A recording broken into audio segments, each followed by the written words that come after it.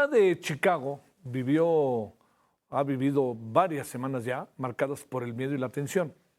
Los operativos migratorios se intensificaron en suburbios, ferreterías y hasta gasolineras. Agentes federales actuaron encapuchados, sin insignias, a bordo de vehículos sin placas.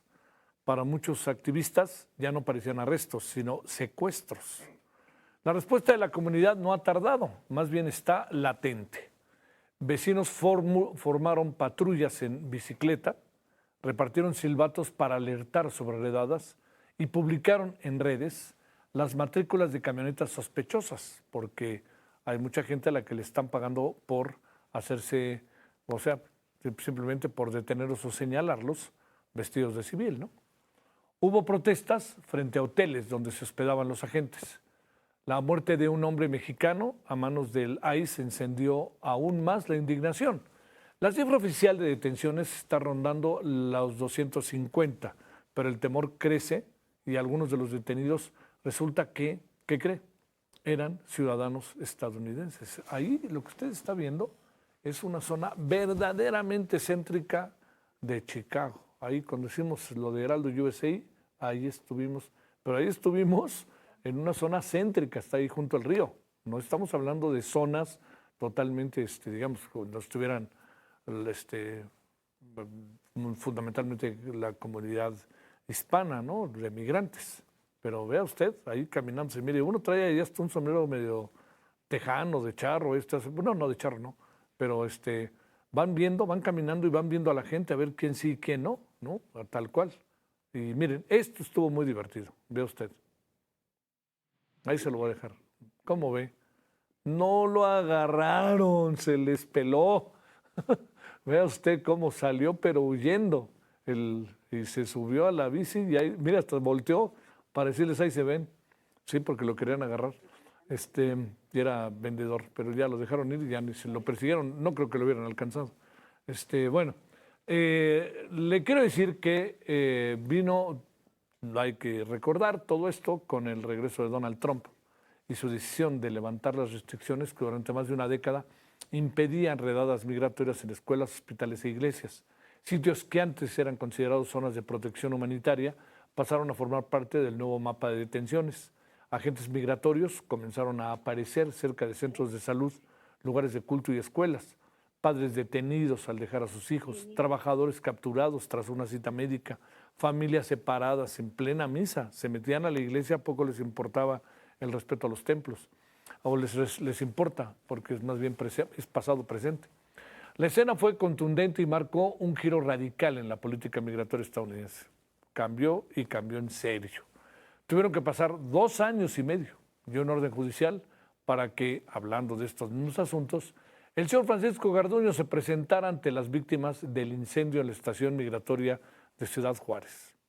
No crea que fue un acto que pudiera reivindicar en algo a las familias. Más bien, las familias se sintieron burladas. Esa es la verdad. El señor Garduño habló a sobrevivientes, madres, esposas, hermanos de los 40 migrantes en un acto que él organizó, tal cual. Que murió, recuerde, la gran cantidad de gente que murió quemada. Con esto, ya no es director del Instituto Nacional de Migración, ya no es, no lo hizo como director, pasaron más de un mes, pero bueno, lo hizo. Leyó el documento, si se da cuenta, fundamentalmente nunca separó su vista del atril donde estaba su documento. Una disculpa pública frente a las cámaras no basta, así lo consideró la Fundación para la Justicia y el Estado Democrático de Derecho. La organización que acompaña a las víctimas y sus familias fue contundente. El gesto es apenas un paso simbólico, no representa al Estado mexicano y no sustituye el proceso judicial. Garduño sigue vinculado a proceso y los sobrevivientes, especialmente 15 mujeres, siguen sin ser reconocidas formalmente como víctimas. Eso es lo que tenemos. 2 asuntos de primera importancia. Vamos con el primero. Eunice Rendón, coordinadora de Agenda Migrante. Querida Eunice, te saludo como siempre con gusto. ¿Cómo estás? Hola, ¿cómo estás, querido Javier? A ver, te pregunto lo primero. ¿Qué está pasando en Chicago? ¿Por qué se están agudizando tanto las cosas en la ciudad de Chicago? Bueno, en realidad esto corresponde a algo que ha venido pasando en Estados Unidos los últimos 3, 4 meses, Javier, que es un endurecimiento de las políticas del ICE, de las formas. Tú ya mencionabas parte de lo que ha cambiado, que ahora vemos y nadie le parece extraño ver a policías del ICE encapuchados, agentes de esta policía migratoria que no se identifican a la hora de detener a las personas, que además pues hacen un uso excesivo de la fuerza, como lo hemos visto una y otra vez en muchos videos que se han compartido en las redes, no solo en esto que pasó en Chicago, que pues al parecer hubo pues detenciones masivas y que además hubo operativos incluso en el centro, en la calle principal, en calles principales y también pues en distintos puntos de la ciudad, ¿no? Con operativos muy específicos en este estado, pero también en esta ciudad y en el estado de Illinois, pero sino que lo hemos visto en distintos puntos, particularmente en lugares también donde el gobierno es demócrata, es donde más ha endurecido el ICE también sus operativos, pero repito, abusando, creo yo, un poco de la fuerza y sobre todo, pues no haciendo los procesos de manera legal, porque al no enseñar su identificación, este tipo de policía, pues bueno, está también pues abusando de su poder. Definitivamente esto también corresponde a algo que la propia secretaria de Seguridad y el presidente han dicho en Estados Unidos, que ellos van a proteger a la policía del ICE pase lo que pase, ¿no? Que casi que los victimizan ante protestas y diferentes situaciones que se han dado. Hay videos que muestran agentes del ICE y la policía arrestando a migrantes de manera agresiva durante el operativo de Midway Blitz, ¿no? De Chicago, que es parte de lo que sucedió en estos últimos días. El 25 de septiembre fue este operativo y pues hay un uso de la fuerza también ante protestas que se han dado también en Chicago ante esta situación. Y bueno, otra de las cosas que preocupa mucho, Javier, es que pues, muchos de estos detenidos los llevan a los diferentes centros y no los registran. Entonces, eso es cuando le llamamos prácticamente un secuestro administrativo. Se tardan hasta más de un mes en registrar las detenciones y eso que es lo que complica la defensa legal de estas personas, porque hasta que estén registrados, ellos pueden tener acceso a esa defensa, que es uno de sus derechos, y que, aunque sean indocumentados, tienen derecho a una defensa y eso pues está siendo muy complicado con este tipo de detenciones. Y creo que lo más importante, Javier, que estamos viendo, hay un aumento, por ejemplo, en las detenciones del ICE de personas que no tienen antecedentes delictivos, ¿no? Claro, o antecedentes legales. claro. Ha habido un perfil racial también en estas detenciones, agarran a las personas, como tú decías, en centros de trabajo o en centros que antes no detenían personas en iglesias, cuando ellos van a sus procesos con la ley, ¿no? Ante la autoridad estadounidense. Entonces, se intensifican estos operativos del ICE, incluso en zonas residenciales en Illinois. Estamos viendo esa persecución, agentes disfrazados que van disfrazados de civiles para atrapar a las personas migrantes, pero creo que lo más grave de toda esta política, Javier, es el miedo, porque están buscando dar miedo, o sea, no es digamos solo una consecuencia a partir de todo lo que sucede, sino que al parecer es una de sus políticas,